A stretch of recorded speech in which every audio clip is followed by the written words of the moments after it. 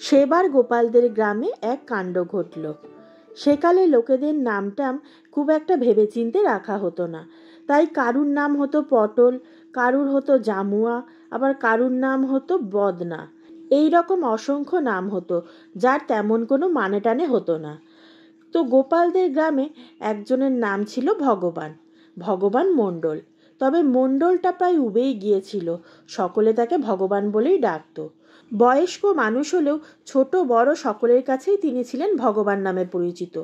রাস্তা দিয়ে হেঁটে গেলে গোপালরা বদমাইশি করে তাকে দেখে বলতো, দেখ দেখ ভগবান কেমন পায়ে হেঁটে যাচ্ছে।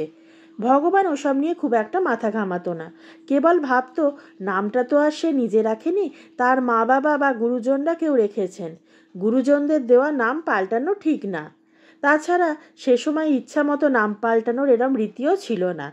এছাড়া ওকে দেখে তো ভগবানের নাম দিনে হলেও একবারও মানুষ নিচ্ছে, আর ভগবানের নাম স্মরণ করা তো খুবই ভালো। সে যাই হোক, সেই ভগবান নামের মানুষটি একদিন নগরে যাত্রা শুনতে গিয়ে আর ফিরে এলো না। একদিন যায়, দুদিন যায়, সপ্তাহ যায়, মাস যায়, ভগবান আর ফিরে আসে না। গ্রামের লোকেরা প্রথমে ভেবেছিল রাত জেগে যাত্রা দেখে তারপর হয়তো কোথাও ঘুমিয়ে টুমিয়ে পড়েছিল। রাজার হাতি হয়তো সেই সময় ওইখান দিয়ে যেতে গিয়ে পায়ে পিষে দিয়েছে। রাজার হাতি পায়ে পিষে দিলে তো কেউ কিছু বলতে পারে না, সে খবর অধরাই থেকে যায়। কারণ রাজার লোকেরা ওই নিহত মানুষটিকে তুলে নিয়ে নদীতে ভাসিয়ে দেয়। তারপর সত্যি সত্যি একদিন পদপিষ্ট মানুষটির পরিচয় পৃথিবী থেকে হারিয়ে যায়, কেউ জানতেই পারে না। এই রকম ঘটনা সেই সময় প্রায়ই হতো, তাই গ্রামের লোকজনও ভগবান সম্পর্কে এইরকমই একটা ধারণা নিয়েছিল। লোকের কথায় বিশ্বাস করে ভগবানের স্ত্রী একদিন বিধবার বেশ পড়ে নিল। সাধ্য শান্তি যথারীতি হলো, ভগবানের ছেলে সব নিষ্ঠা ভরে পালন করলো। সবাই জানলো ভগবান মরে গেছে। এই ঘটনার প্রায় 3 মাস বাদে ভগবান একদিন গ্রামে ফিরে আসতেই হইচই বেঁধে গেল। ভগবানের স্ত্রী পর্যন্ত ভগবানকে দেখে ভয়ে জবুথবু হয়ে পড়ল। ভূত ভূত করতে করতে সে মূর্ছা গেল। ভগবান তো পড়ল ভারী মুশকিলে।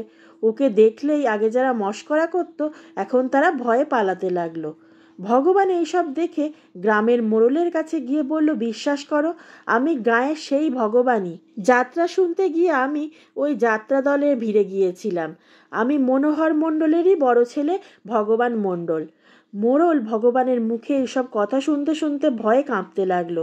বাবা ভগবান, এবারকার মতন আমায় ছেড়ে দাও, দোহাই বাপ আমার, বলে সে রাম নাম জপতে লাগলো।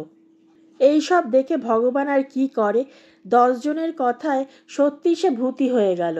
গ্রাম ছেড়ে সে চলে গেল। গোপাল এইসব কাণ্ড কারখানা দেখে বলে বসলো, বেশ জমেছে ব্যাপারখানা।